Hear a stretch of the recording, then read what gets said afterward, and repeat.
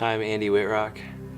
I'm Amy Whitrock. We met junior year in high school, and it started 6 years of dating.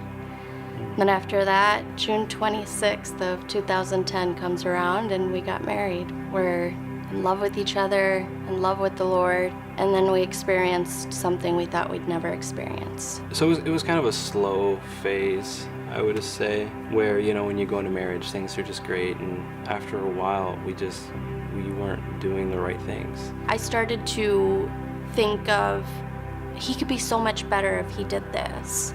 I started to push away his way of trying to love me. Yeah, ultimately we started looking at other people.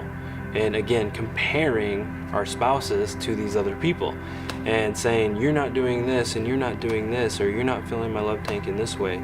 We started seeking bad relationships. We started seeking other things of the world to fill that void that we were now experiencing, to the point where we were both at the verge of depression, suffering from anxiety, and just living the world in a negative way without the Lord at this point. We ended up living in separate rooms for a long time, and then ultimately moving out.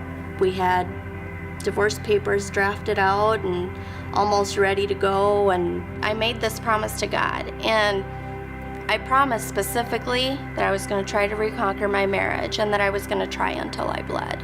And breaking point came for us when I remember Andrew was sitting in Carmen's office and I was kneeling in another office. And at this point, I had had a bloody nose for a really long time. My scrubs had blood on them and stuff shoved up my nose, and here I am praying with Chris, and Carmen comes in and he says, hey, can I talk to you for a second? And he brought me into his office. From that moment on, we recommitted our lives to Christ, both individually, and our marriage to Christ. We got remarried on our 5-year anniversary. 1 month before we were going to renew our vows, the next thing I knew, I was pregnant.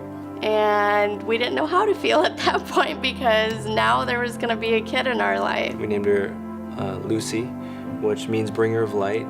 She's just this little rambunctious child running around, and you can see God all over her.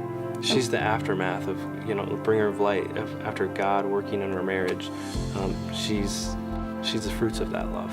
We started seeking a Christian counselor after we recommitted ourselves. But when we weren't meeting with her, our accountability partners were key. Because in the middle of the night, when, say after we got done with a fight or something like that, they were there. We could text them, we could call them. Serving is part of a way to really let everybody and God know that you are committed. For me, I'm committed to serve because it's what makes me be better, and it's what makes me be the person God has created me to be.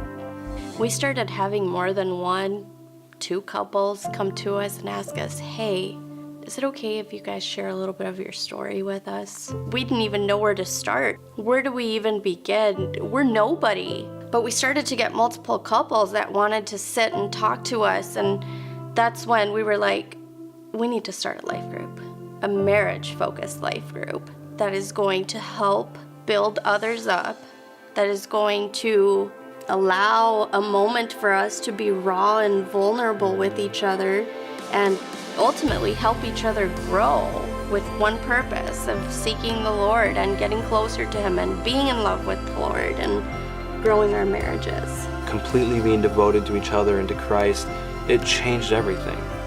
And from that moment, we prayed together every day. We read scripture together. We went on date nights. I learned her love language and she learned mine. And we just poured into each other. And again, still today, our marriage isn't perfect, right. But with Christ at the center of it, it does make all of the difference. And I don't just say that just because that's what we're supposed to say. It really does make the difference. The word divorce isn't in our vocabulary anymore. We still have arguments, we still fight, but we don't say the word ever divorce. There's always going to be struggles. There's always going to be hardships in a marriage.